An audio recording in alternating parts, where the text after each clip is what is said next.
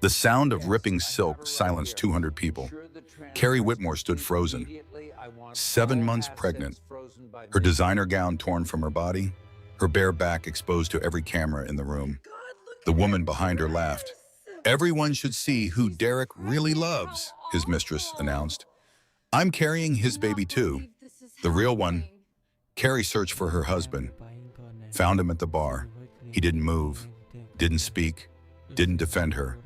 He just walked out. But here's what the mistress didn't know. Here's what nobody told her before she decided to humiliate a pregnant Sign the woman papers, at the Derek. most It's over. prestigious I'm charity leaving gala of now. the year. Carrie's father was watching, and he wasn't just any father. He was a federal judge with 30 years on the bench. What happened next destroyed careers, exposed a $900,000 fraud, and sent someone to prison. This is the story of betrayal, justice, and one woman who refused to break. Stay until the end, trust me. You won't see the final twist coming. The champagne glass slipped from Carrie's fingers the moment she felt the fabric tear. The crystal shattered against the marble floor. 1,000 tiny pieces scattered in every direction. The golden liquid splashed across her silver heels. But Carrie didn't notice any of that. All she could feel was the cool air hitting her bare back, the expensive emerald silk she had spent 3 weeks searching for, the dress that had cost more than her first car, the gown that made her feel beautiful despite being 7 months pregnant. Gone, destroyed, ripped away by hands she couldn't see. The string quartet stopped mid-note. The violinist's bow hovered in the air. The cellist's fingers froze on the strings. 200 voices fell silent at once. The kind of silence that happens when something terrible unfolds in public. When everyone becomes a witness, whether they want to be or not. Crystal chandeliers glittered overhead. Thousands of tiny lights casting fractured rainbows across the grand ballroom of the Hartwell Hotel. The annual Children's Hospital Foundation Gala, the most prestigious charity event of the year. The one Carrie Whitmore had helped organize for 3 months. The one she had been looking forward to since January. She turned slowly. Her hands moved instinctively to cover her pregnant belly. 7 months along, her daughter kicking against her ribs. Sensing something was wrong even before Carrie understood what was happening. Tiffany Lawson stood behind her. Carrie recognized her immediately. The blonde hair, perfectly curled, falling in waves past her shoulders. The red lipstick, bold, aggressive. The kind of red that demanded attention. The black dress that clung to her slim figure. Designer. Expensive. The dress of a woman who wanted everyone to look at her. In her manicured fingers, she held a torn piece of emerald silk, holding it like a trophy, like proof of victory. "You think you can keep pretending?" Tiffany's voice cut through the silence like a blade. Loud enough for everyone to hear, designed to be heard. Everyone should see who Derek really loves. Carrie's mind couldn't process the words. This woman, Derek's office manager, the one who had started 3 years ago, the one who always smiled a little too long at company parties, the one who brought homemade cookies to the office every Friday, the one Derek said was just an employee. Nothing more, nothing to worry about. What are you doing?" Carrie's voice came out as a whisper, barely audible, swallowed by the vast space of the ballroom. Tiffany laughed. The sound echoed off the vaulted ceilings, bounced against the crystal chandeliers, traveled across the marble floor to reach every single one of the 200 guests who stood frozen in their expensive clothes, watching, waiting, unable to look away. "What am I doing?" Tiffany stepped closer. Her perfume was overwhelming. Jasmine and vanilla, sweet and cloying, the kind of scent that lingered long after she was gone. "I'm claiming what's mine. Derek, your house, your life, your future, all of it. It was never really yours anyway." Gasps rippled through the crowd, a collective intake of breath. Carrie saw faces she recognized. Margaret Chen from the hospital board, the Hendersons who had hired her for their beach house renovation, Pastor Williams from the church where she and Derek had gotten married, Dr. Patterson who had been monitoring her pregnancy, all watching her humiliation unfold in real time. Carrie searched the crowd for Derek, her husband, the man she had married 7 years ago, the man who had promised to love her in sickness and in health, The man who had held her hand through the miscarriage 3 years ago. The man who had cried with her when they found out she was pregnant again. She found him by the bar, 30 feet away, a glass of whiskey in his hand. His tuxedo perfectly pressed, his dark hair styled the way she liked it, his jaw tight, his eyes wide. He wasn't moving toward her. He wasn't defending her. He was just standing there, frozen, like everyone else, except he wasn't a bystander. He was her husband. He was supposed to protect her. He was supposed to be on her side. Their eyes met across the ballroom. Derek looked away. The betrayal hit harder than the torn dress, harder than the public humiliation. Her own husband, watching his mistress attack her, doing nothing, saying nothing, looking away like she was a stranger he didn't want to get involved with. "Do you know who I am?" Tiffany continued, her voice rising now, playing to the audience, enjoying every moment of this spectacle she had created. "I'm carrying his baby too, the real one, not whatever that is." She gestured dismissively at Carrie's belly, at the daughter growing inside her, at the life she had been so excited to bring into the world. The words hit like a physical blow. Carrie staggered backward. Her heel caught on the hem of her ruined dress. She would have fallen, would have collapsed onto the cold marble floor, would have added that humiliation to all the others. But someone caught her arm, her mother, Patricia Ashford, 59 years old and still sharp as a blade, 25 years as a prosecutor before retiring. A woman who had faced down murderers and never flinched, who had stood in front of juries and convinced them to see the truth. Patricia wrapped her silk shawl around Carrie's exposed shoulders, her movements quick, efficient, practiced, like she had prepared for this moment. "Don't give her the satisfaction," Patricia whispered, her voice steady, calm, the voice of a woman who knew how to handle crisis. "Stand tall. Don't let her see you break." But Carrie couldn't stand tall. She could barely stand at all. The baby kicked hard against her ribs. Once, twice, 3 times. Her daughter, sensing the stress hormones flooding her mother's bloodstream, sensing that something was terribly wrong.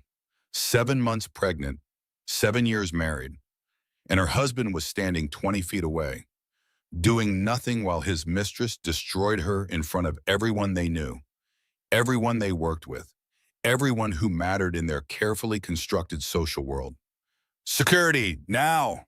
The voice boomed across the ballroom, deep, commanding, resonant, the kind of voice that made people stop what they were doing and pay attention, the kind of voice that filled courtrooms and silenced arguments. Judge Raymond Ashford crossed the marble floor in long, deliberate strides, 62 years old, silver hair swept back from a distinguished face, the bearing of a man who had spent 30 years presiding over federal cases, a man who had sent criminals to prison for decades, a man who had never let emotion cloud his judgment. Until now. Carrie's father stopped 3 feet away from Tiffany Lawson. His eyes were ice, pure, frozen rage contained behind decades of practiced control. Carrie had seen that look before, in the courtroom, when he was about to deliver a verdict that would change someone's life forever. Tiffany turned to face him. She was still smiling, still confident, riding the high of her public triumph. "Oh, is Daddy here to save you?" She laughed again. How pathetic. A grown woman hiding behind her father. Can't even fight your own battles. Raymond's expression didn't change. His voice remained calm, measured, controlled. "Young lady, you just committed felony assault on a pregnant woman in front of 200 witnesses, including 3 prosecutors, a district attorney, and a sitting federal judge." Tiffany's smile flickered, the first crack in her confidence. "Assault? I barely touched her. It's just a dress. She can buy another one." "Battery causing potential harm to a fetus." Raymond's voice never rose above conversational level. It didn't need to. The words carried their own weight.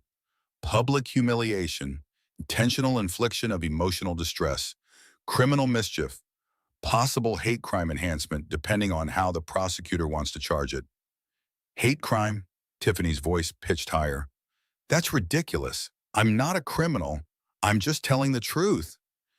Everyone deserves to know who Derek really loves." Raymond reached into his jacket pocket, pulled out his phone, his movements deliberate, unhurried, the movements of a man who had all the time in the world. "This is Judge Raymond Ashford. I need officers at the Grand Ballroom of the Hartwell Hotel." "Yes, the charity gala." "Immediately. We have an assault suspect who needs to be detained." Tiffany's face went pale, the color draining from her cheeks, her red lipstick suddenly garish against her white skin. "Wait." Her voice trembled now. "Judge? You're actually a judge?" "Federal court, 30 years on the bench, 18 of those as a senior judge." Raymond stepped closer, close enough that Tiffany had to look up at him. "That woman you just attacked is my daughter. The baby you just endangered is my grandchild. And the 200 people in this room all witnessed exactly what you did." The silence stretched, every person in the ballroom holding their breath. The clock on the wall ticked, ticked, ticked. The only sound in a room that had been full of music and laughter just minutes before. "You can't do anything to me." But Tiffany's voice had lost its edge, the confidence evaporating like morning mist. "You're her father. You're biased. You can't be involved in the case." "I won't be involved in the case." Raymond's smile was cold. "But I know everyone who will be, and they all just watched what you did. They watched you attack a pregnant woman at a charity event. They watched you assault the daughter of a federal judge. They watched you confess to an affair with her husband, in front of witnesses, on camera." He pointed to the corner of the ballroom, a security camera, red light blinking. "Everything you did tonight is recorded. Everything you said is on tape. And everyone in this room is a potential witness." Tiffany made a sound, something between a gasp and a whimper, the reality finally setting in. This wasn't going to end with a dramatic scene and a victory lap. This wasn't going to end with a Derek running to her side and choosing her over his wife. This was going to end with handcuffs. "Derek," her voice cracked. She turned toward the bar, toward the man she had done all this for. "Derek, tell them about us. Tell them I'm not crazy. Tell them you love me." Every head in the room swiveled toward Derek Whitmore, 36 years old, dark hair, athletic build, the charming smile that had won Carrie's heart 8 years ago at that gallery opening. The man she had built a life with. The man she had trusted with everything. Derek set down his whiskey glass, straightened his tie, adjusted his cufflinks, and walked toward the exit without saying a word. He didn't look at Tiffany. He didn't look at Carrie. He didn't look at anyone. He just walked. Steady steps, measured pace, like he was leaving a business meeting that had run too long. The heavy doors swung shut behind him. The sound echoed through the ballroom like a gunshot.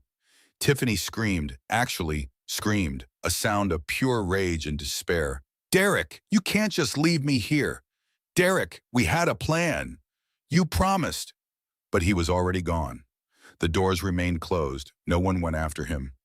2 security guards appeared. They flanked Tiffany, large men in dark suits, professional, detached. "Ma'am, you need to come with us." "Don't touch me." Tiffany tried to pull away, but the fight had drained out of her. Her shoulders slumped. Her hands trembled. "This isn't fair.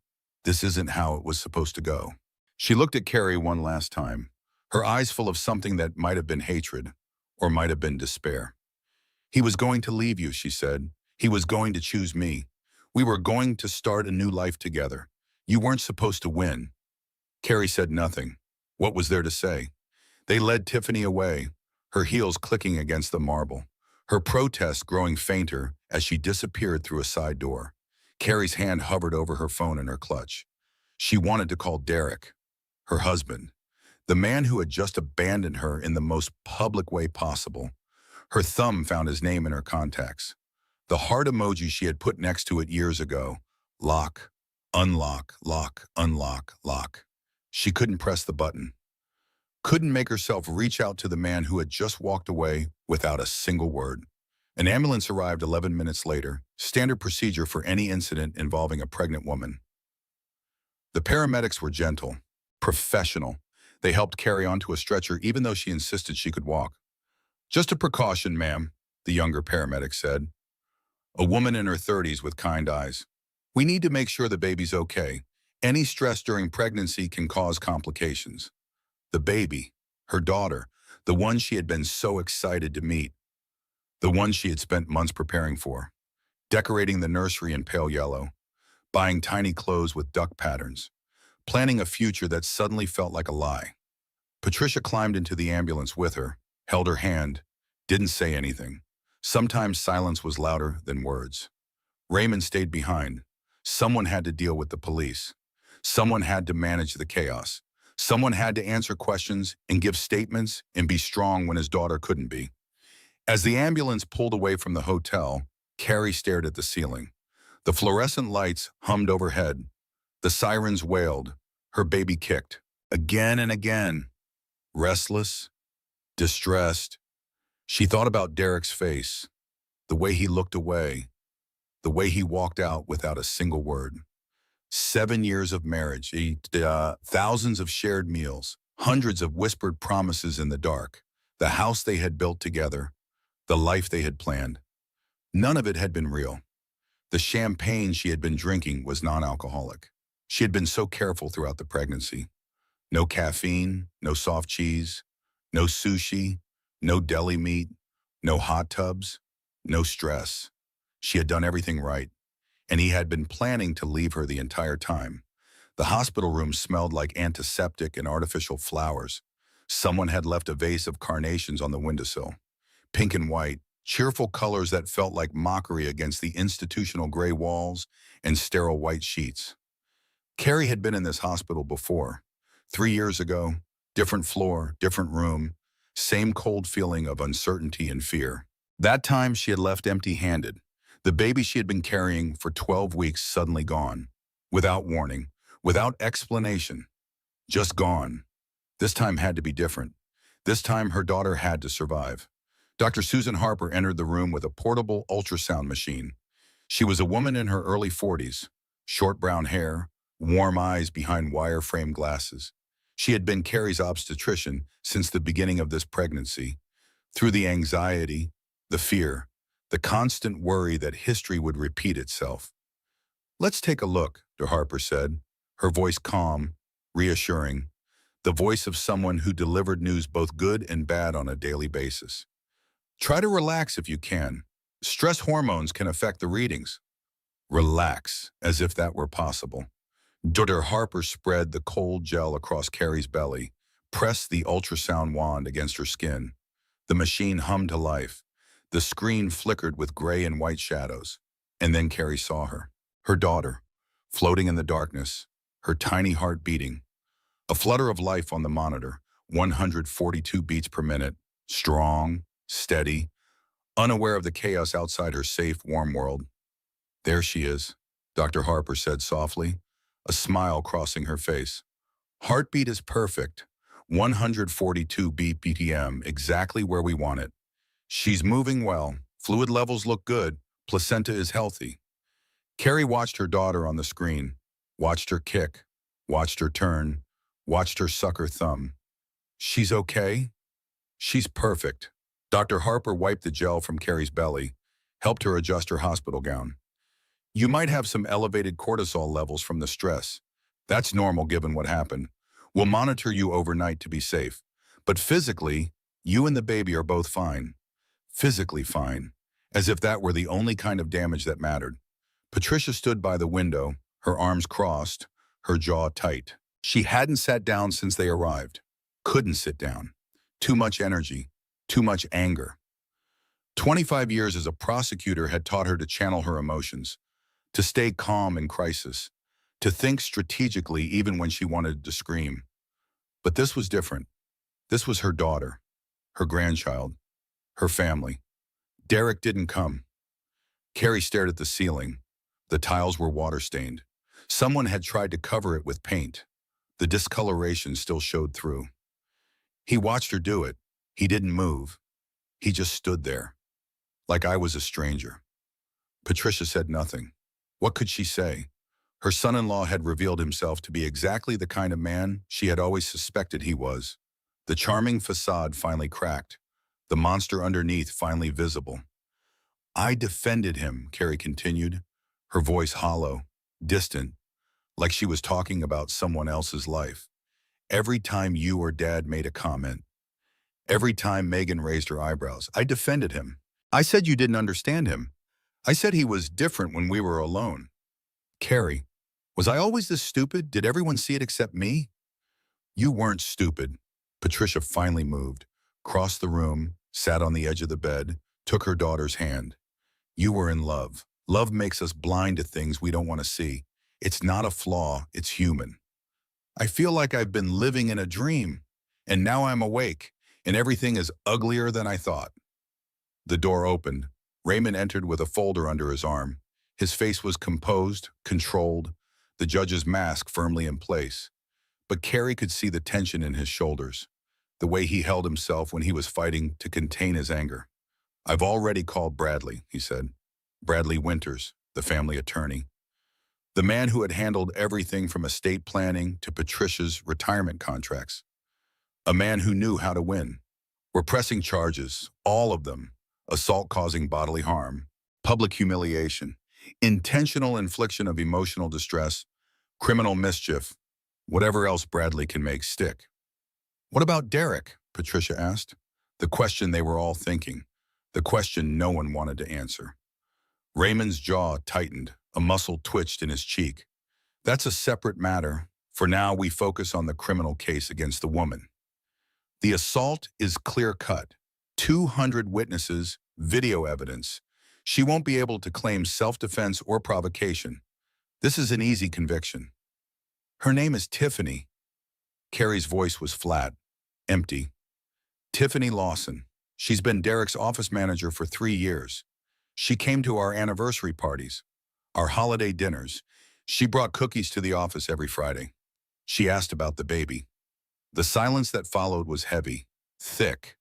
The weight of understanding settling over all of them. 3 years. Tiffany had been in their lives for 3 years, smiling at Carrie, complimenting her designs, asking about the nursery colors, all while sleeping with her husband, all while planning to take everything she had. The door burst open again. Megan Holloway rushed in, blonde hair falling from its careful updo, mascara streaked down her cheeks, her designer dress wrinkled, her composure completely gone. Megan had been Carrie's best friend since college. Freshman year, dorm mates assigned by random chance, study partners, confidants, bridesmaids at each other's weddings, godmother to each other's future children. Oh my God. Megan crossed the room in 3 steps, wrapped Carrie in a hug that was almost too tight, her body shaking, her tears soaking into Carrie's hospital gown. I came as soon as I heard. I was parking the car when it happened. I missed the whole thing.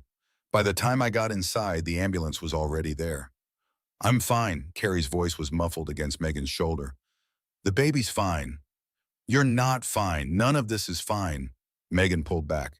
Her eyes red, guilt written across her face like a confession waiting to be made.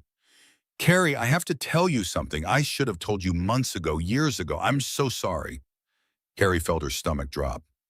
More secrets, more lies, more people who knew things she didn't. What? I knew. The words came out in a rush, like Megan had been holding them back for too long. God, Carrie, I knew something was wrong. 6 months ago at your anniversary party, the one at your house, with the fairy lights in the backyard. Carrie remembered, their 6th anniversary. Derek had surprised her with a catered dinner, 50 of their closest friends, live music, dancing under the stars. I saw them, Megan continued. Derek and Tiffany, in the kitchen. They didn't know I was there. I came in to get more ice, and they were standing by the refrigerator. Close, too close. He had his hand on her arm. She was laughing at something he said, looking at him the way she looked at him tonight. Carrie closed her eyes, the memory surfacing unbidden. Derek at the party, disappearing for 15 minutes, coming back with flushed cheeks, saying he had taken a work call, apologizing for missing the toast. You should have told me. I know. Megan was crying again, tears cutting tracks through her ruined makeup. I kept telling myself I was imagining things, that Derek wouldn't do that to you, that you were happy, that I must have misread the situation. I didn't want to be the person who destroyed your marriage over something I might have gotten wrong. How long? Carrie's voice was barely audible. How long has it been going on? I don't know exactly, but after the anniversary party, I started paying attention. Little things, the way he looked at his phone, the late nights at the office, the business trips that always seemed to last an extra day. I should have said something. I should have trusted my instincts. I'm so sorry. Carrie reached for her hand, squeezed it. The anger would come later. Right now, she didn't have the energy. You're here now. That's what matters. The door opened a third time. Derek Whitmore stood in the doorway. He was still in his tuxedo, still perfectly pressed, not a hair out of place. In his hand, he held a bouquet of white roses, her favorite flower, the ones he had given her on their first date, on their wedding day, on every anniversary since. His face was arranged in an expression of concern, the worried husband, the caring partner, a performance for anyone who might be watching. Baby, I'm so sorry.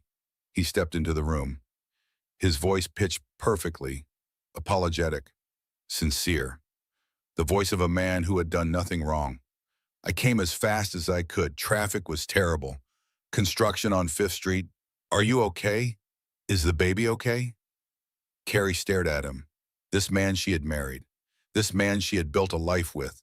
This man who had stood frozen while his mistress attacked her in front of 200 people. This man who had walked away without a word. Don't. The word came from Raymond. Her father stepped forward, his body blocking Derek's path, his presence filling the room.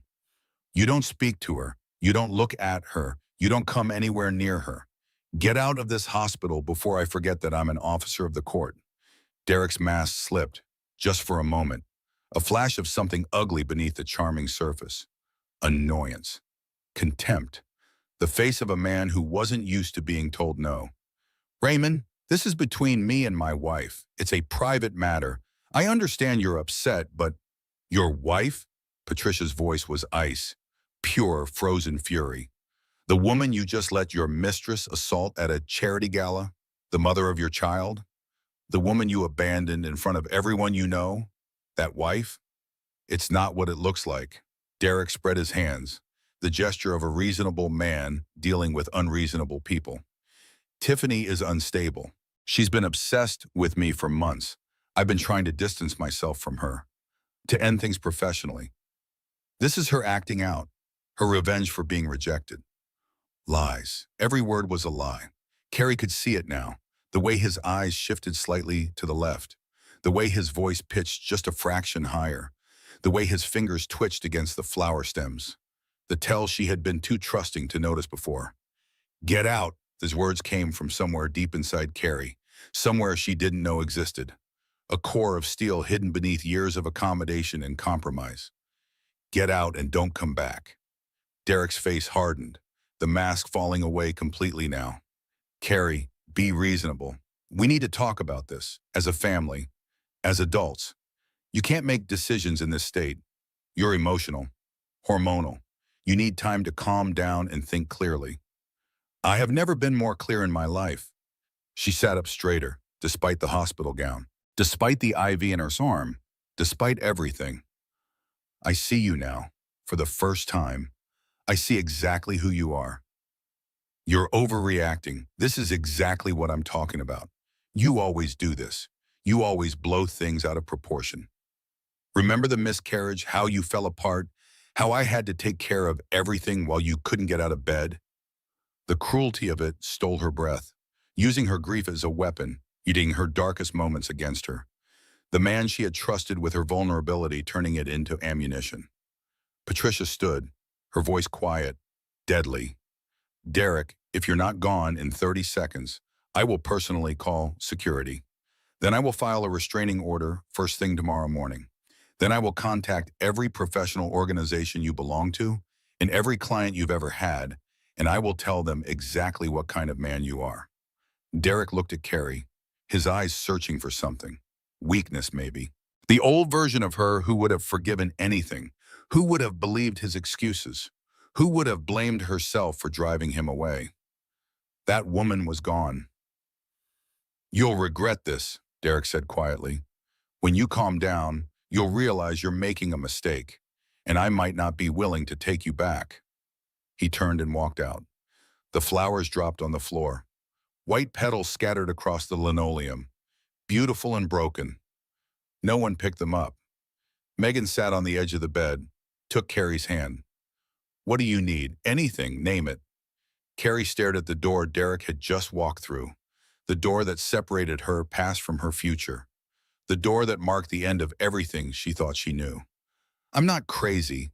Her voice was stronger now, steadier. "I knew something was wrong for months, maybe years. I knew it. I just didn't want to believe it." Patricia crossed the room, sat on Carrie's other side. 3 generations of women, 3 different kinds of strength. "You're not crazy," Patricia said, "and you're not alone. Whatever comes next, we face it together, as a family, a real family." The baby kicked, hard, strong, a reminder that no matter what had happened tonight, there was still something worth fighting for, still a future worth building, still a reason to survive. Carrie placed her hand on her belly, felt her daughter move beneath her palm. "Together," she repeated. "Okay? Together." 3 days passed before Carrie felt strong enough to start digging. She was staying at her parents' house now, her childhood bedroom, the walls still painted the same soft blue she had chosen when she was 16, the bookshelf still holding novels she hadn't touched in a decade, her old desk where she had done homework and dreamed of becoming a famous designer. Everything was familiar. Nothing felt safe. The hospital had discharged her the morning after the gala. Baby healthy, mother stable. No reason to keep her. She had packed her bag and left without asking about Derek, without calling him, without wondering where he had spent the night. She already knew where he had spent the night. Patricia and Raymond had converted the guest room into a temporary nursery. The crib from the registry, the rocking chair Carrie had picked out months ago, the pale yellow curtains that matched the ones in the house she would never return to. They didn't ask about her plans, didn't pressure her to make decisions, just created space, just provided support, just waited for her to be ready. On the 3rd day, she was ready. Carrie sat on her childhood bed with her laptop. Derek's email pulled up on the screen. The password was simple, their wedding anniversary, the same one he used for everything. She had known it for years, never used it, never had a reason to, until now. The inbox loaded slowly. Thousands of messages, business communications, spam. Newsletters from stores they had shopped at together. Confirmations for reservations they had made. The digital detritus of a shared life. And then she found the folder. It was labeled TL, hidden among the work files. Between tax returns and travel. An innocent abbreviation that could mean anything. Tiffany Lawson. Carrie's hand trembled as she clicked. The first email was dated 18 months ago, March 15th, 2 weeks before their 5th anniversary, before the trip to Hawaii he had planned, before the pregnancy, before she had started to believe things might actually be getting better. "Last night was incredible. I can't stop thinking about you. When can we do it again? I'm counting the minutes. Love, T." Carrie read the words 3 times, 4 times, 5, 18 months. The affair had been going on for 18 months, not 6 months like Megan suspected, not a year like she might have hoped.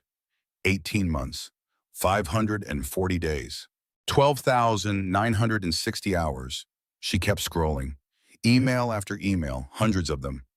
Love letters disguised as work correspondence, plans for meetings that weren't on any calendar, hotel reservations in cities where Derek claimed to have business trips, restaurant bookings for places Carrie had never been. "I miss you so much when you're home with her. I know you have to play the part, but it's so hard waiting. Soon," you said. "Soon we'll be together for real. I believe you. I'll wait as long as it takes." Playing the part, that's what she had been, a role Derek performed. The dutiful husband, the expectant father, all while planning his escape with another woman. Carrie kept scrolling, deeper into the folder, deeper into the lies. And then she found the bank statements. An account she had never seen before, Cayman Islands, numbered, protected by layers of international banking secrecy, a balance of $900,000. Their retirement fund had been $300,000 last time she checked. Their savings account had another $100,000. The house was worth $800,000, but they still owed $400 on the mortgage. Where had $900,000 come from? She opened the attached documents, spreadsheets, transfer records, a paper trail that told a story she didn't want to understand. Small amounts, over 2 years, 10,000 here, 20,000 there, transferred from accounts she recognized to accounts she didn't, routed through shell companies with names like Horizon Consulting and Sunset Ventures. Their money, her money, the retirement fund they had built together, the savings she had contributed to every month for 7 years. All of it siphoned away. Stolen in increments too small to notice. But that wasn't the worst part. The worst part was the email chain from 6 months ago. A conversation between Derek and Tiffany about their exit strategy. And the shell company is set up. Everything's in both our names now. When we're ready, we liquidate and disappear. Somewhere warm, somewhere without extradition treaties. Start fresh. What about Caroline? She'll notice eventually. She'll ask questions. She'll be fine. She comes from money. Her parents will take care of her. Besides, by the time the lawyers figure out where everything went, we'll be long gone. She won't be able to find us. She won't be able to touch us. And the baby? Not my problem anymore. She can raise it herself. I never wanted kids anyway. You know that. It was always her idea, her dream. I just went along with it to keep her happy. Carrie read the exchange 3 times, the words blurring through her tears. Not my problem anymore. I never wanted kids anyway. The baby she was carrying, their daughter, the child she had dreamed of for years, the miracle pregnancy after the miscarriage that had broken her heart. Derek didn't want her. Had never wanted her. Had only gone along with it to maintain his cover while he planned his escape. Carrie closed the laptop, set it aside carefully, walked to the window on legs that didn't feel like her own. The backyard stretched out below, the lawn her father mowed every Saturday, the garden her mother tended with religious devotion, the swing set that had been there since she was 5 years old, rusty now, unused for decades, but still standing, still there. Her daughter would play on that swing set someday, would run through that garden, would grow up in a world where her father had tried to abandon her before she was even born. But she would grow up loved, protected, safe. Carrie wouldn't let Derek take that from her too. The phone rang. She answered without looking at the caller ID. Carrie, it's Bradley. I've reviewed the documents you sent. The emails, the bank statements, all of it. We need to talk. How bad is it? A pause. The kind of pause that said everything words couldn't express. The house is mortgaged to the hilt. He took out a second mortgage last year, didn't tell you.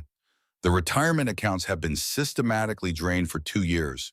The offshore accounts are in both their names. Derek and Tiffany, listed as business partners in a shell company registered in Delaware. Carrie sat down on the window seat. The glass was cold against her back. The baby kicked, restless, sensing her distress. He was going to leave me with nothing? That appears to have been the plan, yes. The shell company's structure is sophisticated, designed specifically to hide assets during divorce proceedings. Everything would have been gone before you even knew to look for it. I designed our home. The words came out slowly, each one heavy with meaning, with loss, with grief for a life that had never been real. I renovated every room. I built my business around his schedule. I turned down the Manhattan job so we could stay here. Because he said he needed me. Because he said his work was here. Because he said it wouldn't be fair to make him choose between me and his career. I know. I gave up everything for him, my dreams, my ambitions, my independence, everything. And it was all a lie.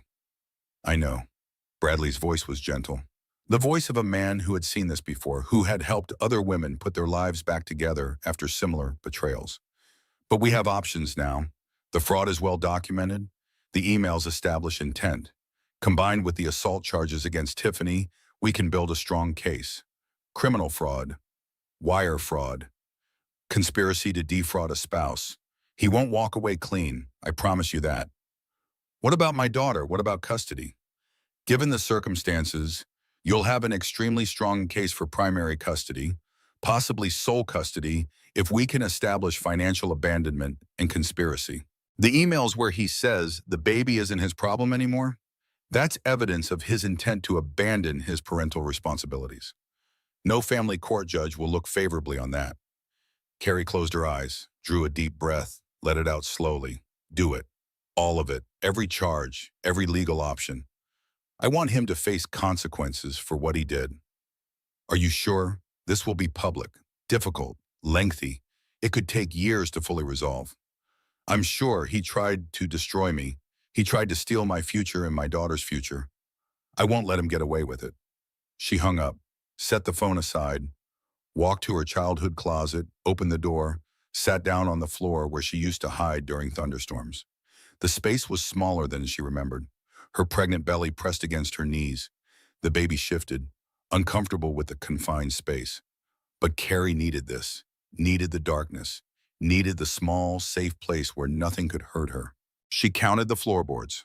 1, 2, 3, 4, 5. The same floorboards she had counted as a child, during thunderstorms, during arguments between her parents that turned out to be nothing serious, during the first heartbreak at 16, during the anxiety attacks in college. 1, 2, 3, 4, 5. The house settled around her, old bones creaking, familiar sounds, safe sounds. Her father's footsteps passed the door, paused, continued on. Don't come in. Don't come in. He didn't. He understood. After 30 years of marriage, he understood when women needed space, needed time, needed to fall apart before they could put themselves back together. The baby kicked. Once, twice, 3 times.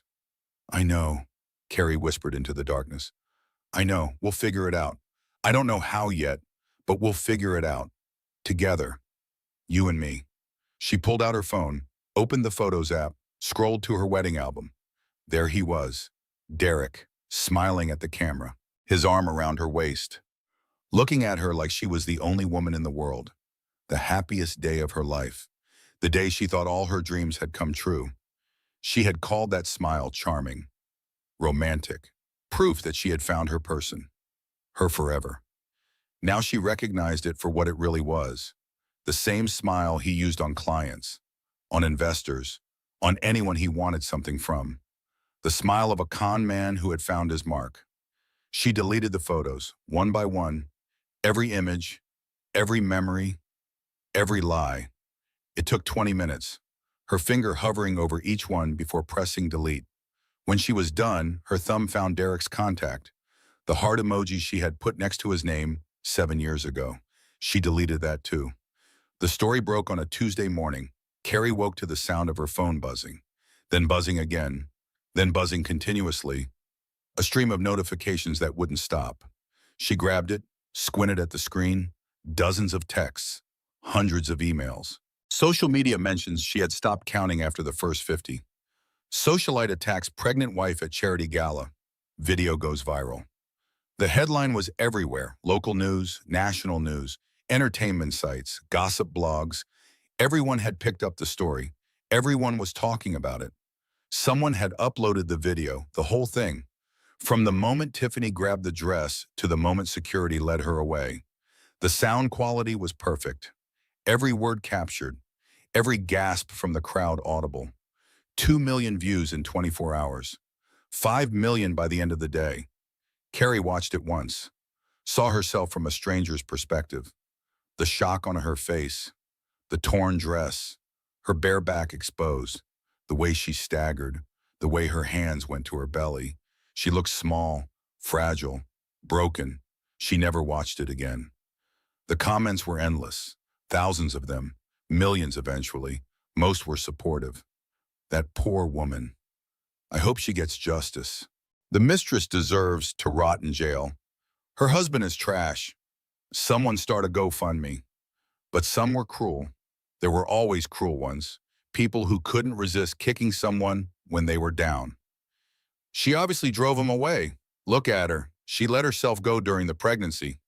If she was a better wife, he wouldn't have cheated. The mistress is way hotter. Can't blame him, man. Rich people problems. Who cares? Carrie turned off her phone, set it face down on the nightstand, pulled the covers over her head like she was 5 years old again, hiding from monsters. But the monsters were real now, and hiding wouldn't make them go away. Patricia knocked on the door an hour later. "Carrie, someone's here to see you." "I don't want to see anyone. I think you'll want to see her." Carrie dragged herself out of bed, put on a robe, ran her fingers through her tangled hair, didn't bother with makeup. What was the point? In the living room, Eleanor Richmond sat on the antique sofa, 62 years old, impeccably dressed in a navy Chanel suit, pearl earrings, hair perfectly styled despite the early hour. Eleanor Richmond, the chairwoman of the Gala committee, one of the most influential women in the city, the kind of woman who could make or break careers with a single phone call. Mrs. Whitmore. Eleanor didn't stand, didn't offer her hand, just looked at Carrie with sharp, assessing eyes. "Or should I say Miss Ashford? I imagine you'll be returning to your maiden name soon enough." "Mrs. Richmond." Carrie sat in the chair across from her, conscious of her robe, her bare feet, her unwashed hair. "What can I do for you?" Eleanor reached into her designer bag. A Birkin, $20,000 if it was a penny. She pulled out a manila folder, set it on the coffee table between them. "Tiffany Lawson tried to get on the planning committee last year. Did you know that?" "No. I rejected her application. She didn't have the social standing, the connections, the background we look for in committee members. She wasn't happy about it." "I can imagine. She made threats." Eleanor's voice was calm, matter of fact, the voice of a woman who had faced down worse than Tiffany Lawson. "Subtle ones, the kind that can be denied later. She implied she had information that could damage my husband's business. Suggested she knew people who could make things difficult for us. I documented everything." Carrie opened the folder. Inside were printed emails, screenshots of text messages, dated records of every interaction between Eleanor and Tiffany. "Why are you showing me this?" "Because I've known your parents for 30 years. Your father married your mother in my garden. You were the flower girl at my daughter's wedding. I watched you grow up, and that woman attacked a member of my community at an event I organized. In my ballroom, under my watch." Eleanor leaned forward, her eyes sharp, fierce. "I don't tolerate that. I don't forgive it, and I don't forget it." Carrie looked at the documents. Evidence of a pattern. Tiffany hadn't just targeted her. She had targeted others, anyone who stood between her and what she wanted. "Thank you." "Don't thank me yet." Eleanor stood, smoothed her skirt, adjusted her pearls. "I've also spoken with several other women Tiffany crossed over the years. Business competitors, former colleagues, women whose husbands she targeted before Derek. They're willing to provide statements if needed." "There were others? Before Derek?" "At least 3 that I know of. Tiffany Lawson is a predator, Mrs. Whitmore. She targets successful men in vulnerable marriages. She inserts herself into their lives. She isolates them from their wives. And then she helps them liquidate their assets before she moves on to the next victim." The words landed like blows. Derek hadn't been Tiffany's first. Probably wouldn't have been her last. He had been a mark, a target, just like Carrie had been a mark for Derek. Con artists conning each other, and Carrie caught in the middle. Eleanor walked toward the door, paused with her hand on the handle. "One more thing. The Hartwell Hotel has agreed to provide all security footage from the night of the gala. Every camera, every angle. I made sure of it." "How?" Eleanor smiled, a cold, satisfied smile. "My husband owns the hotel." She left without ceremony. Patricia showed her out. The door clicked shut with finality. Carrie stared at the folder. More evidence, more allies she hadn't expected. The phone in the kitchen rang. Patricia answered it, her voice muffled through the wall, then louder, angry. "She doesn't want to speak to you." "No, I don't care what you have to say. Call again and I'll have you arrested for harassment." She hung up with more force than necessary, came back into the living room with a look of barely contained rage. "Nancy Whitmore," she said, "Derek's mother, wants to talk to you, wants to explain that boys will be boys, wants you to drop the charges and work on your marriage." Carrie laughed. The sound surprised her. Bitter, sharp. The laugh of a woman who had run out of tears. "Of course she does. I told her where she could put her suggestions. I'm sure you did. 2 hours later, another visitor arrived, this one unexpected. Vincent Crawford stood on the doorstep. Derek's business partner for 5 years. Thinning hair, wire-framed glasses, the kind of man who faded into the background at parties, who never made an impression, who was easily forgotten. Patricia didn't want to let him in. Raymond blocked the doorway with his body. I need to speak to Carrie, Vincent said, his voice quiet, ashamed. Please, just 5 minutes, then I'll go. Carrie appeared behind her father. Let him in. Carrie, it's okay, Dad. I want to hear what he has to say. They sat in the living room, Carrie on the couch, Vincent in the chair across from her. He couldn't meet her eyes. I didn't know about the money. The words came out in a rush, like he had been rehearsing them. The offshore accounts, the shell company, the fraud. I swear to you, Carrie, I didn't know about any of it. But you knew about Tiffany. He flinched like she had struck him. Yes. For how long? 18 months, maybe longer.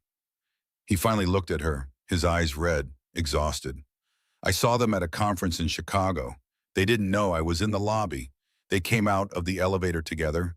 Her lipstick was smeared. His shirt was untucked. They were laughing. Carrie waited. There was more. She could feel it. I confronted Derek the next day, asked him what the hell he was doing. He said it was none of my business. Said his marriage was his problem. Said if I mentioned it to anyone, he would destroy me. And you believed him. I believed he would try. Derek is, Vincent paused, searching for the right word, ruthless. When he wants something, he gets it. When someone gets in his way, he removes them.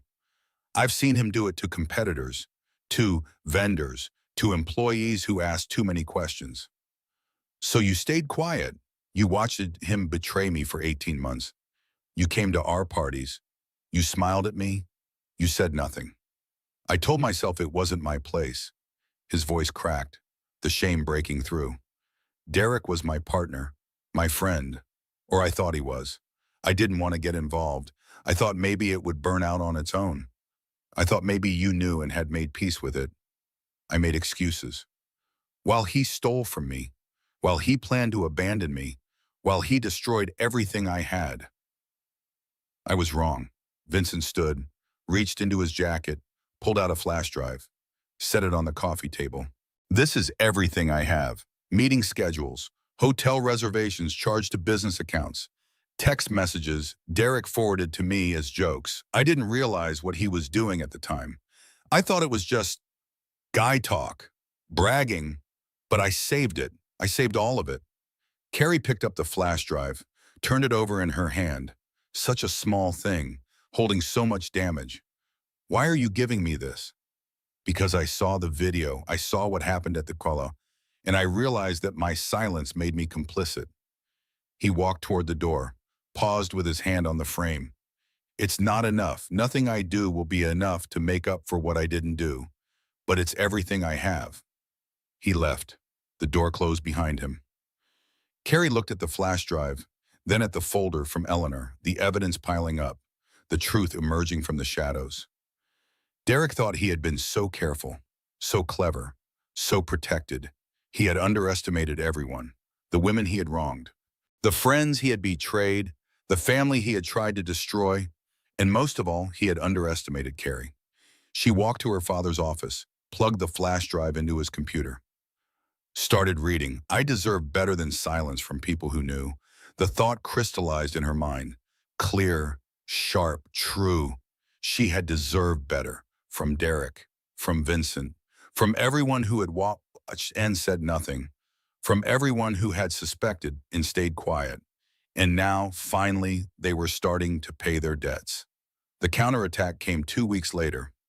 Carrie was finally starting to feel almost normal, not good, not healthy, but functioning, going through the motions of a life, eating regular meals, sleeping in stretches longer than 3 hours, working on client projects from her laptop, rebuilding. Then the tabloid article dropped. Pregnant socialite's secret breakdown. Friends say she's been unstable for years. Anonymous sources. Specific details. Information that could only have come from someone who knew her intimately. The miscarriage 3 years ago. how she had fallen apart, how she had spent weeks in bed, how she had needed medication, how she had seen a therapist twice a week for 6 months, her anxiety in college, the panic attacks she had confided to Derek, the one time she had been too afraid to leave the apartment for 3 days, the time she had cried at a client meeting, the time she had snapped at her assistant, the time she had forgotten an important deadline because she was too emotional to function.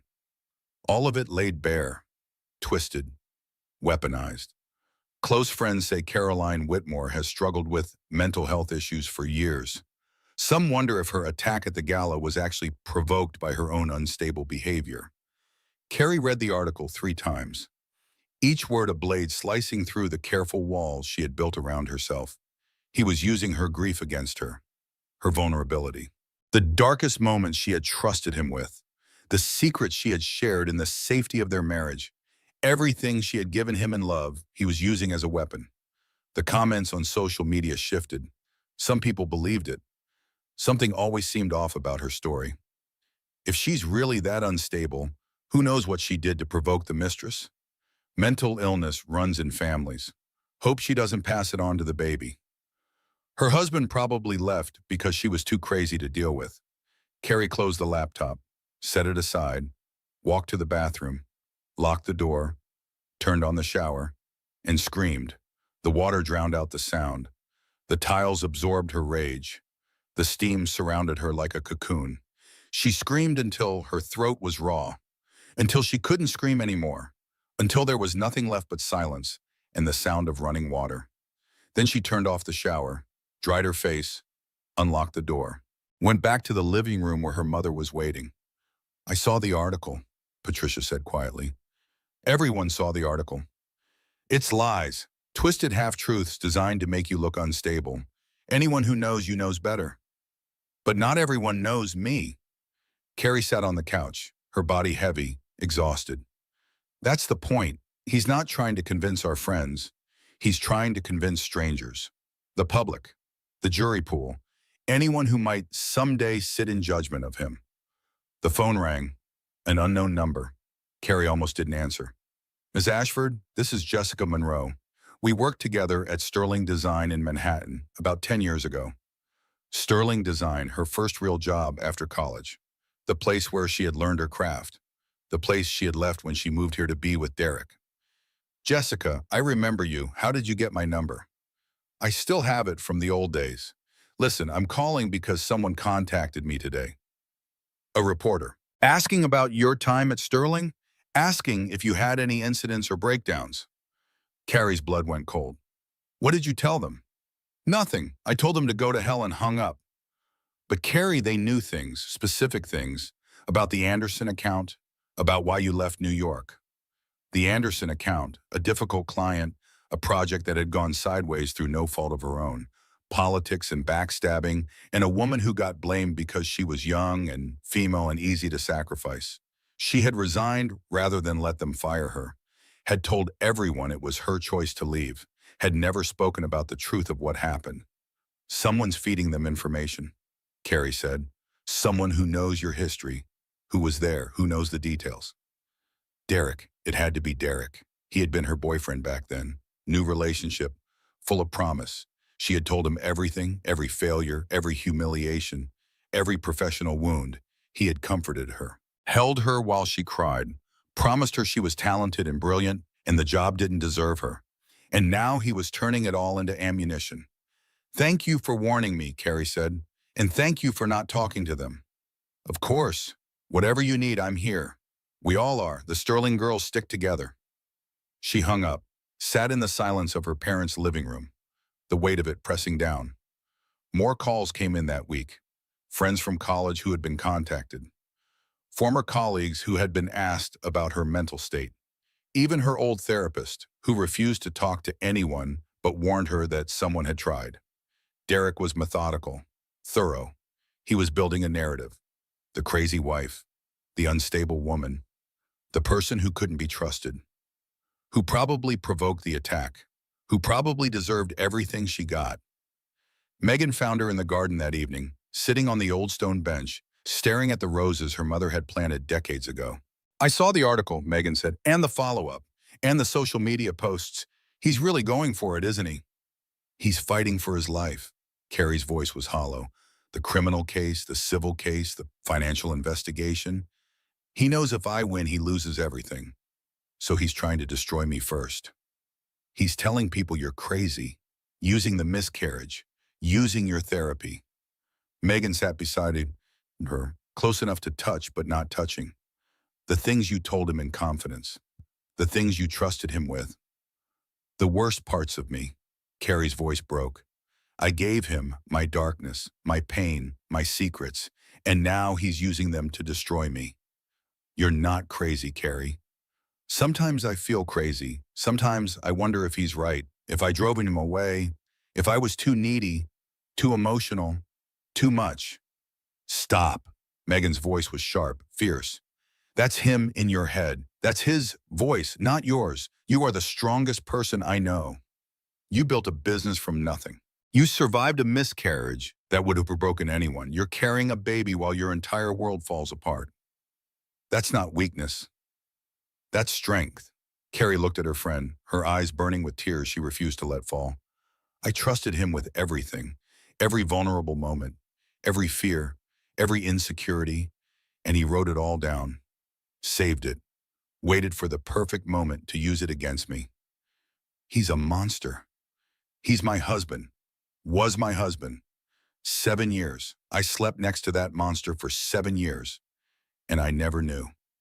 They sat in silence, the evening air cool against their skin, the crickets beginning their nightly chorus, the roses releasing their perfume into the gathering dark.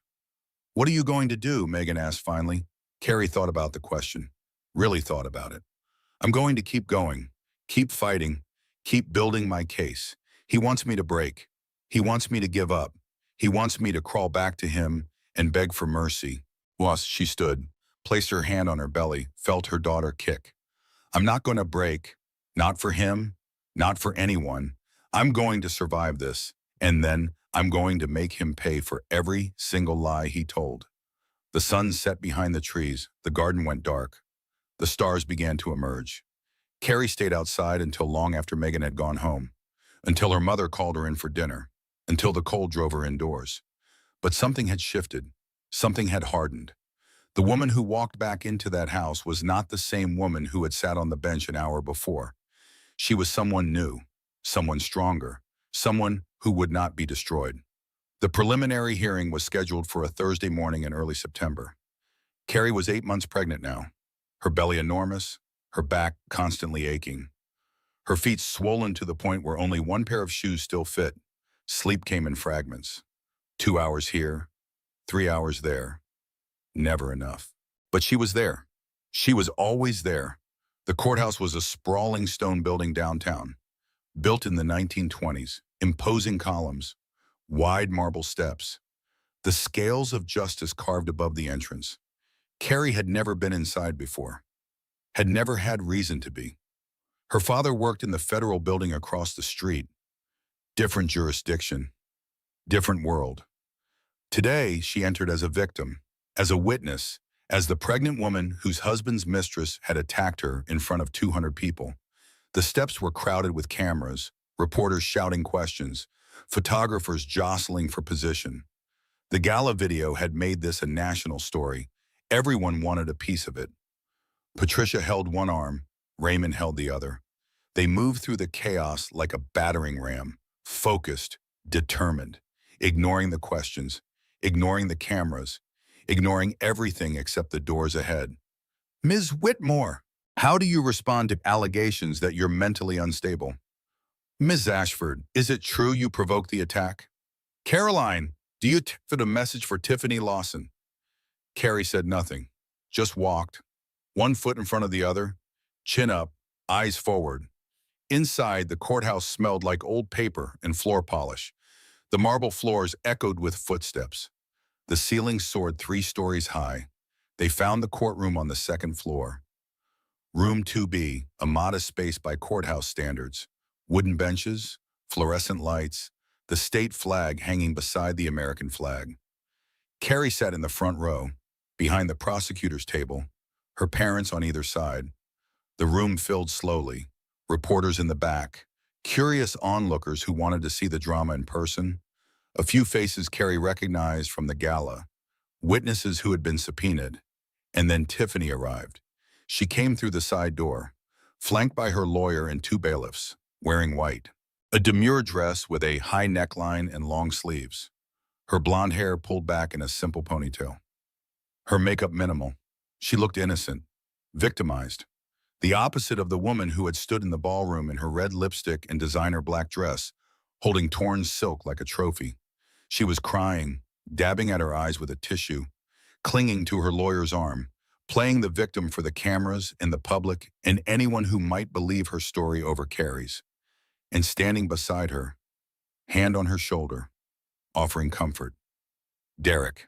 Carrie felt Patricia stiffen beside her, heard Raymond's sharp intake of breath.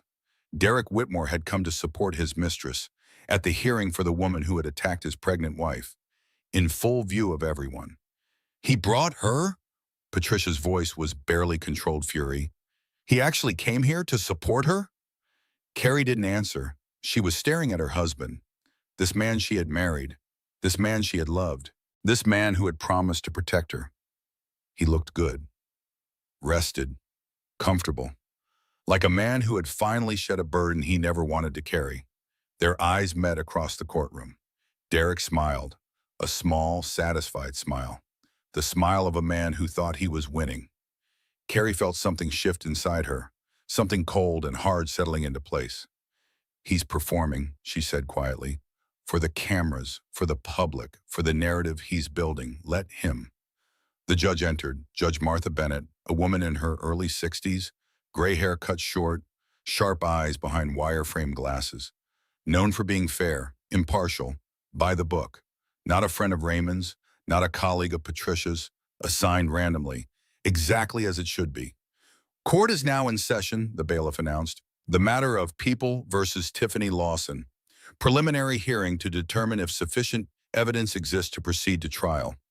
Tiffany's lawyer stood, a woman named Victoria Slade, mid-50s, gray hair, sharp suit, the kind of lawyer who charged $800 an hour and earned every penny. Your Honor, my client moves to dismiss all charges. Ms. Lawson acted in self-defense after being physically threatened by Mrs. Whitmore at the gala. The so-called assault was nothing more than a reasonable response to provocation. Carrie's stomach clenched. This was their strategy. The articles, the leaks, the narrative about her mental instability, all leading to this moment. The prosecutor, a young man named Thomas Reed, stood. Your Honor, the state has video evidence showing the defendant initiating unprovoked physical contact with the victim. The video is clear. The witnesses are consistent. There was no self-defense. There was no provocation. Judge Bennett turned to the defense.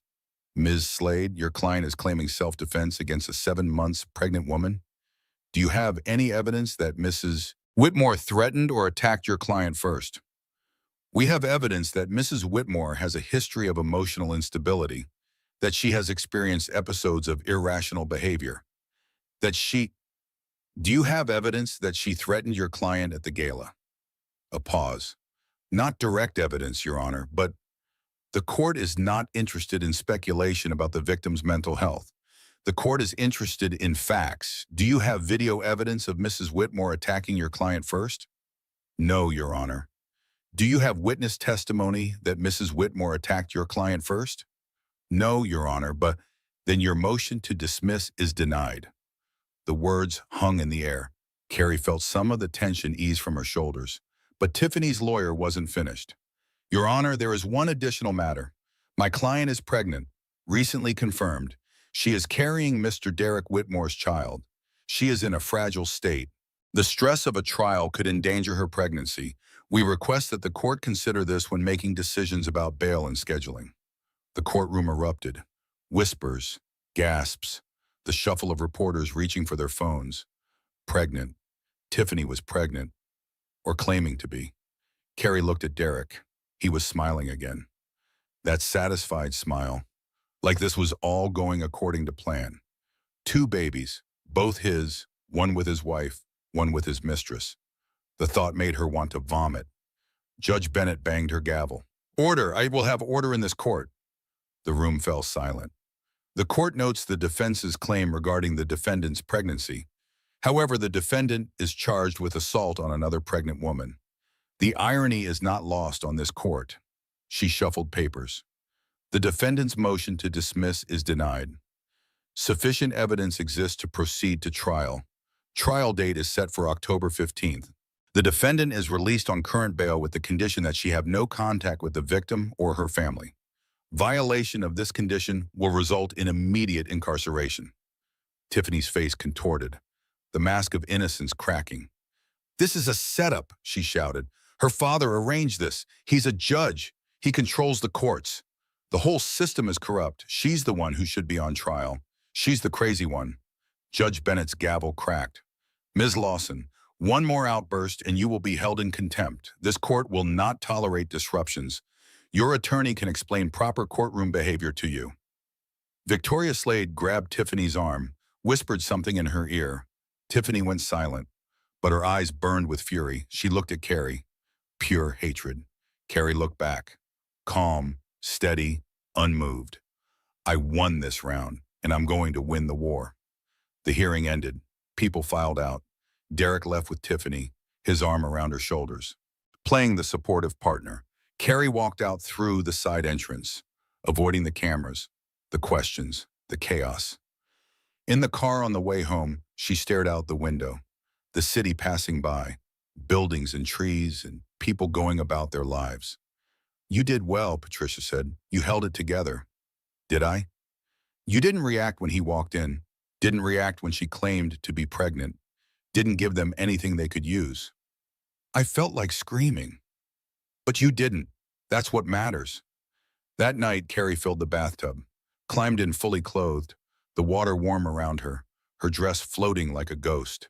She stared at the ceiling, the tiles white and sterile, like a hospital room. A year ago, she had been happy, planning the nursery, choosing paint colors, imagining her daughter's first steps, her first words, her first day of school. A year ago, she had loved her husband, trusted him completely, believed they would grow old together. Who am I now? The question echoed in the empty room, bounced off the tile walls, disappeared into the steam. No answer came. She stayed in the water until it went cold, until her fingers pruned, until the baby kicked so hard it hurt. Then she drained the tub, changed into dry clothes, crawled into bed. She didn't sleep, just lay there in the darkness, listening to the house settle, listening to her own breathing, listening to the silence where her future used to be. At 3 a.m, her mother opened the door. Just a crack, just checking. Carrie pretended to be asleep, kept her breathing even, didn't move. Patricia watched her for a long moment, then closed the door. In the darkness, Carrie opened her eyes, stared at the ceiling. She couldn't explain why she was awake, couldn't explain why she felt like she was drowning, couldn't explain the emptiness that had settled into her bones. She just knew that the woman she used to be was gone, and she had no idea who she was becoming. The shift happened slowly, then all at once. 2 weeks after the preliminary hearing, Carrie woke up on a Tuesday morning and realized she was tired. Not just physically tired, not just emotionally exhausted, but tired of being the victim, tired of waiting, tired of letting Derek and Tiffany control the narrative, tired of drowning. She got out of bed, put on real clothes for the first time in days, a silk blouse that still buttoned over her enormous belly, black pants with an elastic waist, low heels that didn't hurt her swollen feet. She looked at herself in the mirror, really looked. Dark circles under her eyes, hair that needed washing, skin that hadn't seen makeup in weeks, but also something else, something in her eyes that hadn't been there before. A spark, a flicker, the first sign of life after a long, cold winter. "Where are you going?" Patricia asked when she came downstairs. "The studio. I have work to do." Her mother opened her mouth, probably to protest, to suggest that Carrie rest, that she'd take care of herself, that she'd wait until after the baby. But something in Carrie's face stopped her. "Do you want company?" "No, I need to do this alone." The drive took 20 minutes. Carrie's studio was in a renovated warehouse downtown. Exposed brick walls, high ceilings with industrial ductwork, large windows that flooded the space with natural light. She had found it 6 years ago, renovated it herself, built her business from this room.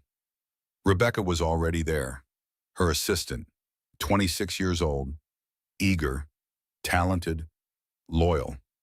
She looked up when Carrie walked in, surprise on her face, then relief, then something like joy.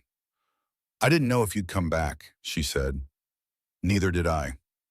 Carrie walked through the space, touched the project boards, the fabric samples, the blueprints pinned to corkboard walls, the tools of her trade, the evidence of her talent. She had built this. Not Derek, not her father's money, not anyone else. She had started with nothing but a design degree and a dream. And now she had clients all over the city, a waiting list 3 months long, a reputation for excellence. Derek couldn't take that from her, no matter how hard he tried. "What's the status?" she asked. "On the open projects?" Rebecca grabbed a tablet, started scrolling. "The Harrison renovation is waiting on your final approval for the kitchen cabinets. The Kennedy project needs color selections for the master bedroom. 3 new inquiries came in yesterday. All of them mentioned seeing the news coverage. They want to hire the scandal woman? They want to support a woman-owned business during a difficult time. That's what they said." Rebecca paused. "There are also about 50 interview requests, morning shows, podcasts, magazines. Everyone wants your story." "My story isn't for sale." "I told them that, but they keep calling." Carrie sat at her desk, pulled up the Harrison project on her computer, looked at the cabinet options, made a decision. "Go with the white shaker style. The client thinks she wants a navy, but she'll change her mind. White is classic. She'll thank us later." "Got it. And tell the Kennedys I'll have color selections by Friday. Book the new consultations for next week. No interviews, no exceptions." "Yes, ma'am." The day passed quickly, faster than any day in the past month. Carrie lost herself in work, in decisions, in the creative process that had always been her refuge. By evening, she had cleared her inbox, scheduled her calendar, approved 3 projects, started 2 more. She was still standing in the ruins of her life, but at least now she was standing. The phone rang at 5 o'clock, an unfamiliar number. Carrie almost didn't answer. "Carrie, it's Nancy. Nancy Whitmore, please don't hang up." Derek's mother, the woman who had told her to be a better wife, who had defended her son, who had blamed Carrie for everything. "I don't have anything to say to you, Nancy. I know you hate me, you have every right, but please just listen. 5 minutes, that's all I'm asking." Carrie almost hung up. Every instinct told her to end the call, to block the number, to never speak to this woman again. But something made her hesitate. 5 minutes. "I found something." Nancy's voice was different, smaller, shakier. "The Cayman accounts. Derek told me he was borrowing money for your new house. $200,000 from my retirement fund. He said you'd pay it back after the baby came. He said it was an investment in your future." "There is no new house, Nancy." "I know that now." A sound that might have been a saw. "I went to my financial advisor last week, asked him to show me everything, and I found the transfers. All of them.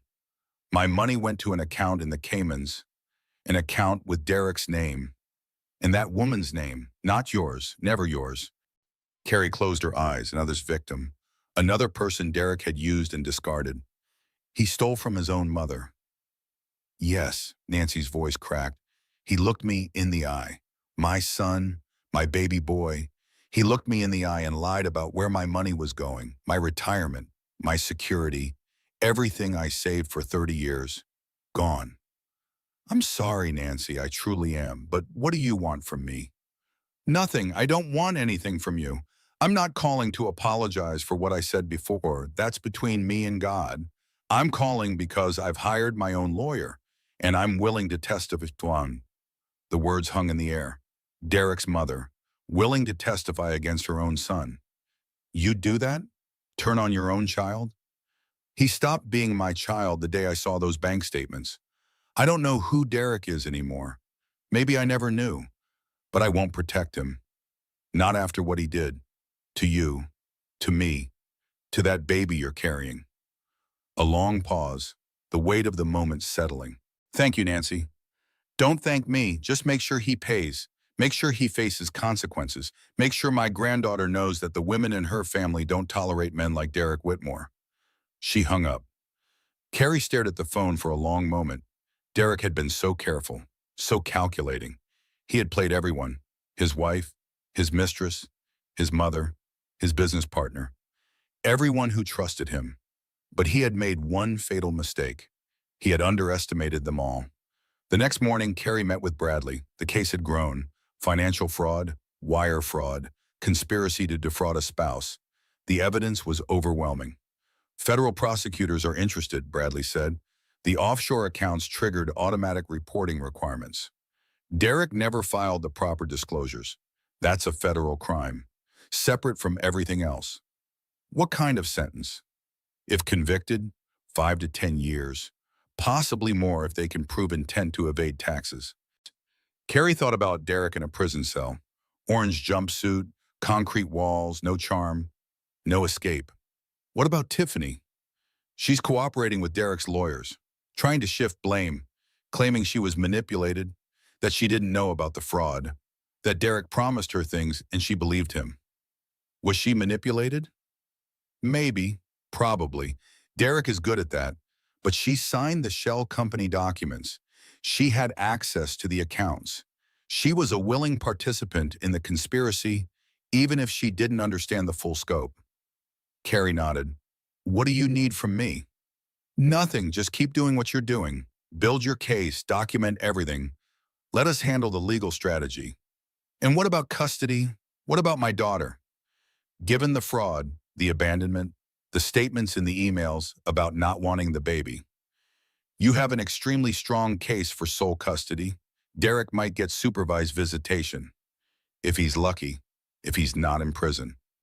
Carrie stood, walked to the window, looked out at the city she had lived in for 7 years. What do I want the outcome to be, she said, more to herself than to Bradley. That's the question.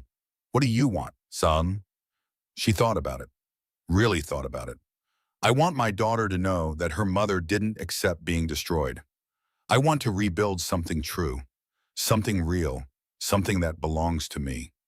She turned to face him. And I want Derek and Tiffany to face real consequences. Not revenge, justice, there's a difference. Bradley smiled, the smile of a man who had found a client worth fighting for. Then that's exactly what we'll do. The call came on a Monday morning, 3 weeks before the criminal trial. Derek wanted to meet. His lawyer had reached out to Bradley. They wanted to discuss settlement options to avoid further damage to all parties. Everyone advised against it. Raymond said it was a trap. Patricia said Derek couldn't be trusted. Megan said there was nothing he could say that would make any difference. But Carrie needed to see him one more time, needed to look in his eyes, needed to understand if any of it had ever been real, if he had ever truly loved her, if their entire marriage had been a lie from the beginning. She needed closure, and she wasn't going to get it in a courtroom. They met at a restaurant downtown, a neutral location, public space populated enough that there would be witnesses, private enough that they could talk. Bradley sat beside her. Derek came alone. His lawyer stayed in the car. He looked different than she remembered, smaller somehow. The charm drained away, the easy confidence replaced by something harder. Desperate, he had lost weight. His suit hung loose on his frame. His hair had grown out, showing gray at the temples she had never noticed before. Dark circles under his eyes suggested he hadn't been sleeping any better than she had. Thank you for agreeing to meet, he said, his voice hoarse, strained. I wasn't sure you would. What do you want, Derek? He leaned forward, clasped his hands on the table. The wedding ring was gone from his finger. She noticed that first. I want to explain. I want you to understand. Understand what? That you stole from me? That you planned to abandon me and our daughter? That you let your mistress assault me in front of 200 people? Which part do you think I don't understand? I never meant for any of this to happen. His eyes met hers, searching for something. Sympathy maybe, forgiveness. Things got out of control. Tiffany was supposed to be temporary, a distraction. I never intended for it to go this far. You planned it for 18 months, Derek. You created shell companies. You drained our accounts. You wrote emails about your exit strategy. That's not out of control. That's premeditated. The money was supposed to be a safety net. His voice rose slightly, defensive. In case things didn't work out, in case the market crashed, in case I needed options. Options for what? For freedom. The word came out sharp, bitter. You don't understand what it was like. Being married to you, the expectations, the obligations, your family always watching, always judging. I felt trapped, like I was living someone else's life. So you stole from me, lied to me, planned to disappear with my money and another woman. Our money, I earned that money too. You earned it while I supported you, while I sacrificed my career, while I made our home and hosted your clients and built the life you said you wanted. Her voice was steady, calm, the anger cold rather than hot. I gave up New York for you, Derek. I gave up my dreams because you said you needed me here. And it was all a lie. Derek's jaw tightened, the charming mask finally falling away completely. You think you're so innocent, so perfect? You smothered me, Carrie. Every decision needed your approval. Every plan needed your input. I couldn't breathe without you asking if I was breathing correctly. I was being a partner, a wife. I was trying to build a life with you. You were trying to control me, just like your father controls your mother, just like your family controls everything. I was suffocating. Carrie looked at him, really looked at him. This man she had married, this man she had loved, this man she had thought she knew. She saw him clearly now, the entitlement, the narcissism, the complete inability to take responsibility for his own choices. Everything was someone else's fault, her family's fault, the universe conspiring against him. He was a child, a selfish, spoiled child who had never grown up. You're right, she said quietly. I didn't understand, but I do now. She reached into her bag, pulled out a folder, set it on the table. Here's what's going to happen. You're going to sign over your interest in the house. You're going to return every dollar to the joint accounts. You're going to relinquish primary custody of our daughter. You'll have supervised visitation. Once a week. 2 hours. Derek laughed, the sound hollow and harsh. You're delusional. You think I'm going to give up everything? My house, my money, my child? No court is going to order all of that. Vincent's records. She slid the first paper across the table. Every meeting, every hotel room, every text message you shared with your business partner about your affair. His face paled. Your mother's testimony. Another paper. She's willing to take the stand and describe how you stole $200,000 from her retirement fund. He flinched. The forensic accountant's report. A third paper. Every transaction, every shell company, every dollar you moved, traced and documented. Silence. Federal prosecutors are interested, Derek. Wire fraud, bank fraud, tax evasion. We're not just talking about divorce court anymore. We're talking about prison. Real prison. Federal prison. He stared at the papers, his hands trembling slightly. You've been busy. I've been surviving. That's what you do when someone tries to destroy you. You fight back. Derek picked up the papers. Read them, his face getting paler with each page. If I don't sign, then we go to trial. Everything becomes public. The affair, the fraud, the conspiracy, the emails where you said our daughter wasn't your problem. All of it. Every newspaper in the country will run the story. Your name will become synonymous with betrayal. You'll never work again. Never rebuild. Never escape what you did. You destroy me. You destroyed yourself, Derek, the day you decided to steal from your wife and abandon your child. I'm just making sure there are consequences. He sat in silence for a long moment. The restaurant hummed around them, other people having lunch, normal conversations, normal lives. Finally, he picked up a pen. I want visitation, he said. Real visitation, not supervised forever. Supervised for the first year. Then we can revisit. If you've demonstrated that you can be a responsible parent. He signed every page, every line, his signature shaky but legible.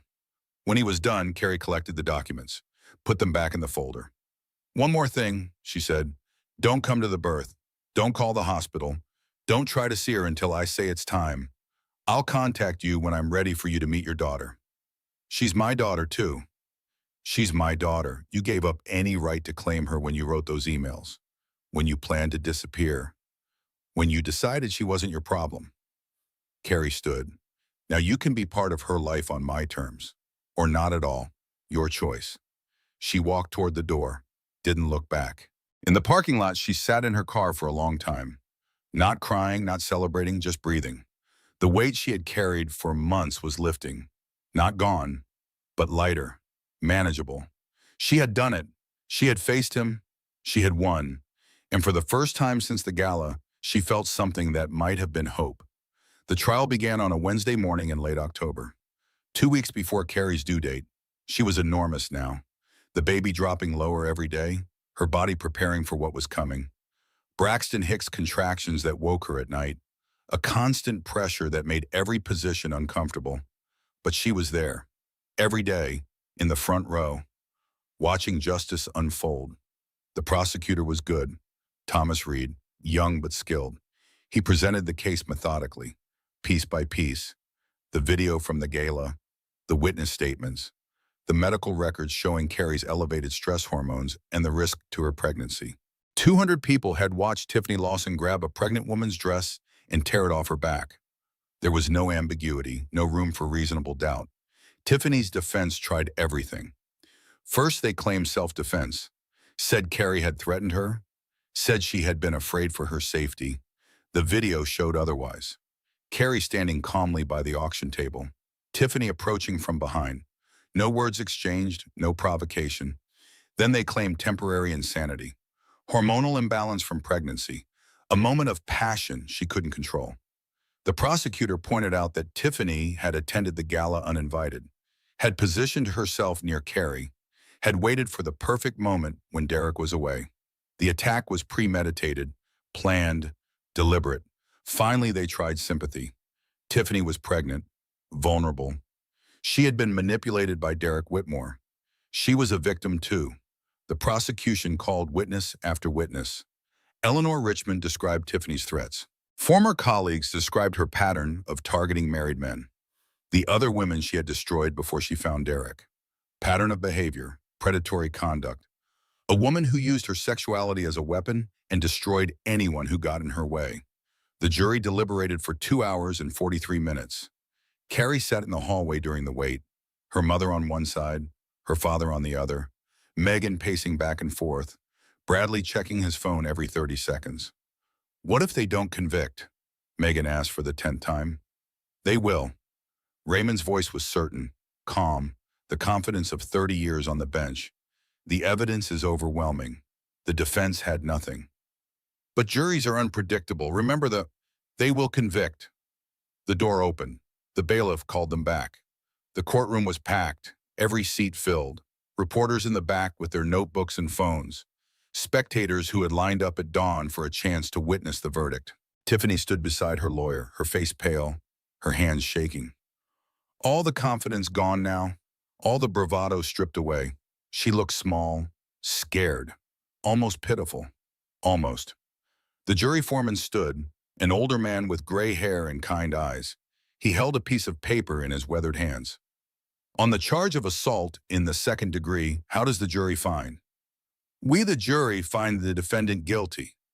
A gasp swept through the courtroom. Tiffany swayed on her feet. "On the charge of intentional infliction of emotional distress, how does the jury find?" "We, the jury, find the defendant guilty." Someone in the gallery started crying, not Carrie. She sat perfectly still, absorbing the words. "On the charge of reckless endangerment of a pregnant person, how does the jury find?" "We, the jury, find the defendant guilty." Guilty on all counts. The judge thanked the jury, set a date for sentencing, remanded Tiffany into custody pending the hearing. As the bailiffs led her away, Tiffany turned, looked at Carrie one last time. "He said he loved me." Her voice was raw, broken. He said we would be together forever. He promised.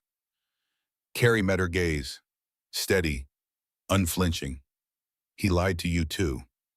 It wasn't forgiveness, it wasn't sympathy, but it was acknowledgement. They had both been victims of the same man. They had both believed his promises. They had both been destroyed by his lies. The difference was that Carrie was rebuilding, and Tiffany was going to prison. The sentencing hearing came 3 weeks later. Carrie was 9 months pregnant now. Any day, any hour, the baby could come, but she was there. Because this mattered. Because she needed to see it through to the end. Judge Martha Bennett presided, the same judge who had handled the preliminary hearing. Fair, impartial, by the book. Ms. Lawson, yo I am, her voice filled the courtroom. You have been found guilty by a jury of your peers of assault, emotional distress, and reckless endangerment. Before I pass sentence, do you have anything to say? Tiffany stood, her prison jumpsuit orange against her pale skin, her hair unwashed, her makeup gone. I'm sorry. Her voice was barely audible. I'm sorry for what I did. I was manipulated. I was lied to. I made terrible choices because I believed a man who told me what I wanted to hear. Judge Bennett waited. There was more. I'm pregnant. Tiffany's hand went to her belly. My child will be born in prison. I'll miss the first months of my baby's life. That's my punishment. A punishment I deserve, but I want Mrs. Whitmore to know that I understand now. I understand what I took from her. And I'm sorry. Carrie listened, evaluated, considered. It might have been genuine, or it might have been another performance. With Tiffany, it was impossible to know. Judge Bennett nodded. The court notes your statement. However, remorse expressed after conviction carries less weight than remorse expressed before trial. Your actions at the gala were deliberate, public, and cruel. You showed no consideration for your victim's pregnancy. You showed no concern for the child she was carrying. You attempted to destroy her reputation to escape consequences. She shuffled papers. The courtroom held its breath. This court sentences you to 24 months in state prison. Following your release, you will serve 3 years of supervised probation. You are further ordered to have no contact with the victim or her family for a period of 10 years. You will complete an anger management program and a victim impact course. Violation of any condition will result in immediate return to custody. 24 months, 2 years. Tiffany's face crumpled. Her lawyer reached for her arm. The bailiffs moved forward. This isn't fair. But the words were hollow now, empty, the fight finally gone. I didn't deserve this. You earned this, Ms. Lawson. Judge Bennett's voice was ice. Every consequence you face is a direct result of your own choices. Take responsibility, learn from it, or serve every day of your sentence and learn nothing. The choice is yours. They led her away. The door closed behind her. Outside the courthouse, Carrie faced the cameras one final time. I didn't ask for any of this. Her voice was steady, clear, strong. I was a woman attending a charity event, excited about becoming a mother, planning for the future. What happened to me could happen to anyone who trusts the wrong people. She paused. Let the words settle. I hope this verdict reminds everyone that assault has consequences, that pregnant women deserve protection, not humiliation, and that no matter how powerful someone thinks they are, the law applies to everyone equally. She started to walk away. A reporter shouted a question. Mrs. Whitmore, what's next for you? What are you going to do now? Carrie turned, looked at the cameras, the reporters, the crowd of strangers who had followed her story. I'm going to have a baby, she said, and then I'm going to build the best life I can for her. That's all any of us can do. She walked away, her mother and father flanking her, Megan waiting by the car. The cameras flashed. The questions continued. She didn't look back. Labor started at 2:17 in the morning, 3 days after the verdict. Carrie woke to a sharp pain, different from the Braxton Hicks contractions she had been having for weeks, more focused, more intense. A wave that started in her lower back and rolled around to her belly. She lay still for a moment, waiting, wondering if it would pass.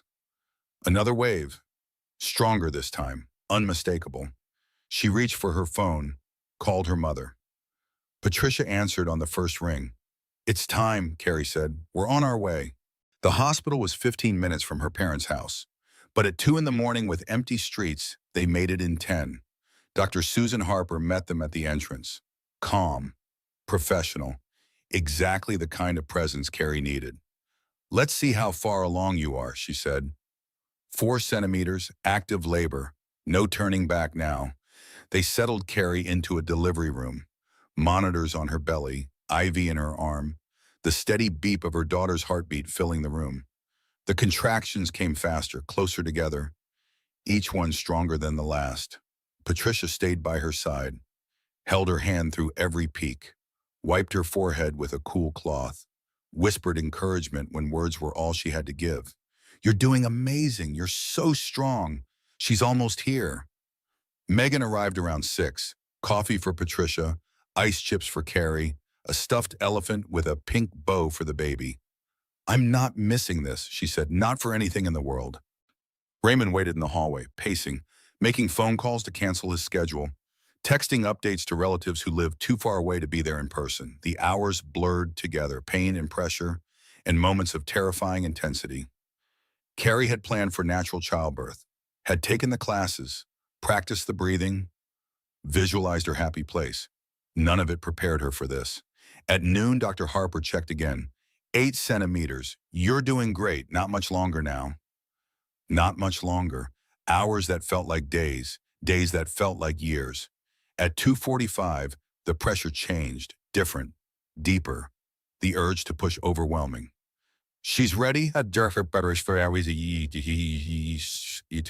"Give me a push on the next contraction." Carrie pushed, with everything she had, every muscle, every breath, every ounce of strength she didn't know she possessed. "I can see her head. She has hair, dark hair. Keep pushing." Another contraction, another push. The ring of fire they had warned her about. Pain beyond anything she had ever experienced.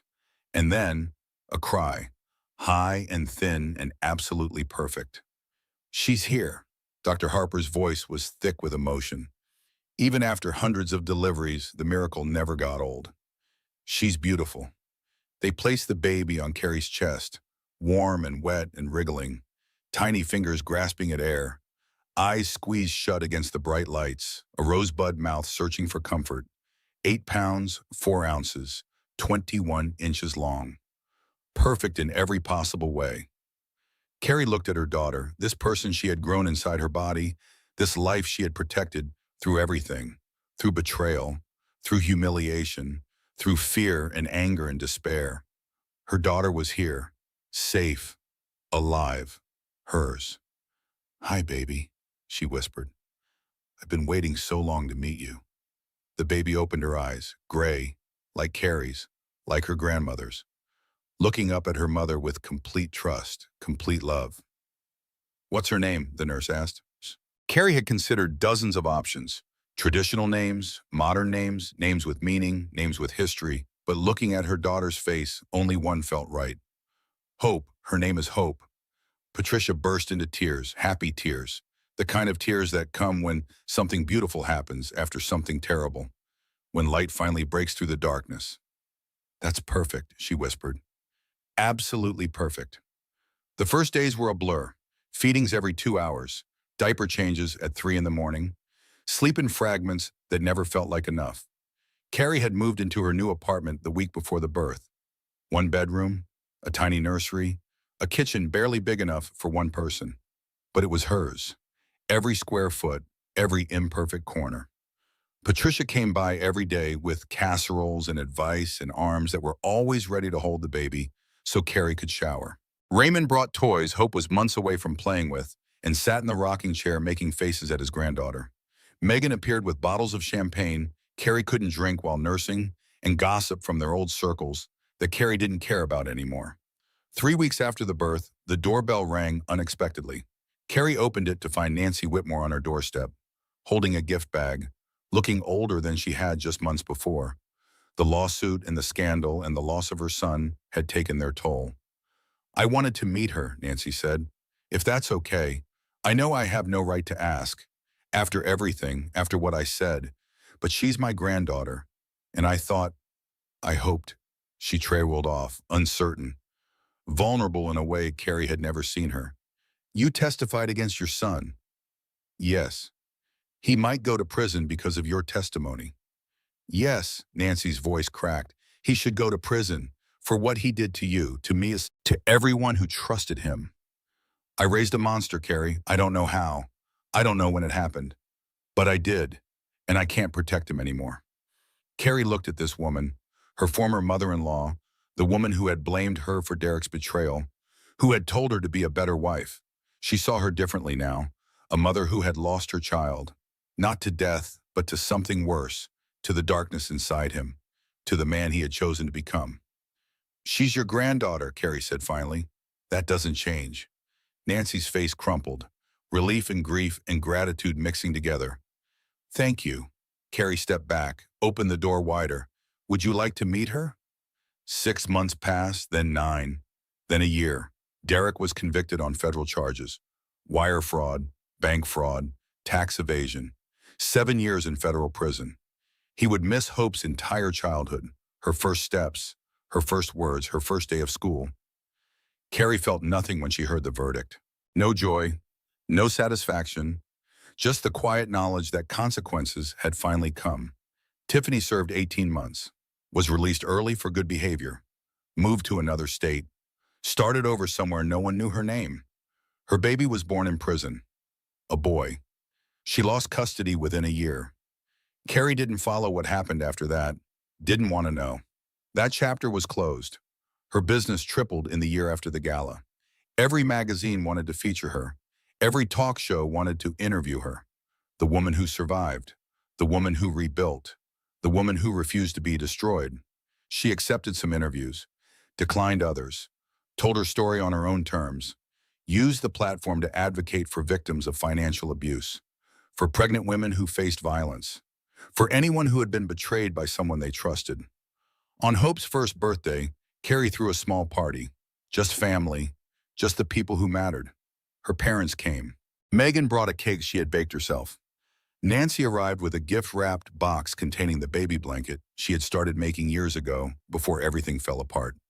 They gathered in Carrie's small apartment, balloons on the walls, a banner that said, "Happy Birthday, Hope," a smash cake covered in pink frosting that Hope immediately destroyed with her tiny fists. Carrie watched her daughter, this perfect little person who had grown so much in a year, who could stand now, could take wobbly steps, could say mama and nana and no with increasing conviction. She thought about everything that had led to this moment, the betrayal, the assault, the trial, the rebuilding. A year ago, she had been broken, shattered, uncertain if she would survive. Now she was standing in her own apartment, surrounded by people who loved her, watching her daughter celebrate being alive. You okay? Megan asked, appearing at her elbow. Yeah, Carrie smiled. I really am. You look different, happy. I am happy. I didn't think I would be again, but I am. You deserve it, after everything. Carrie watched Hope smash her fist into the cake, frosting flying everywhere, laughing with pure joy. She's perfect, she said. She's the best thing that ever happened to me. Even though, Carrie nodded, Derek gave me one good thing, the only good thing he ever gave anyone. And I'm going to spend the rest of my life making sure she knows how loved she is. That night, after everyone had gone home and Hope was asleep in her crib, Carrie sat by the window, looking out at the city lights, thinking about the woman she used to be, the woman she had become. She wasn't the same person who had walked into that gala 2 years ago. The woman in the emerald dress, the woman who trusted her husband, the woman who believed in happy endings. That woman was gone. But maybe that wasn't a tragedy. Maybe it was evolution. Maybe it was becoming who she was always meant to be. The prison door had been unlocked all along. She had been her own warden, keeping herself trapped in a marriage built on lies, accepting treatment she never deserved, believing she couldn't survive on her own. Not anymore. She walked to Hope's room, stood over the crib, watched her daughter sleep, the gentle rise and fall of her chest, the flutter of her eyelids as she dreamed. Your mom survived something terrible, as she whispered, and then she built something beautiful. Remember that when life gets hard, you come from a woman who didn't break. Hope stirred, made a soft sound, settled back into sleep. Carrie smiled, leaned down, pressed a kiss to her daughter's forehead. I love you, she whispered, more than anything in the world, and I will spend every day of my life making sure you know that. Outside, the city hummed with life, cars and lights and people going about their business. A world that had kept spinning through everything. And Caroline Ashford stood at her window, her daughter sleeping peacefully behind her. Her future spread out before her. Not the life she had planned, not the future she had imagined. Something better, something real, something entirely her own. And that's how Caroline Ashford rebuilt her life from the ashes of betrayal. If this story moved you, if you felt her pain and cheered for her victory, I need your help to share it with others. Hit that subscribe button and tap the bell so you never miss another story like this one. Drop a comment below. Tell me what you would have done in Carrie's shoes. Would you have forgiven Derek? Would you have shown mercy to Tiffany? I read every single comment. Your words inspire the next story. If you know someone who needs to hear that they can survive anything, share this video with them. One like, one share, one comment. That's all it takes to help this channel grow. Thank you for staying until the end. I'll see you in the next story.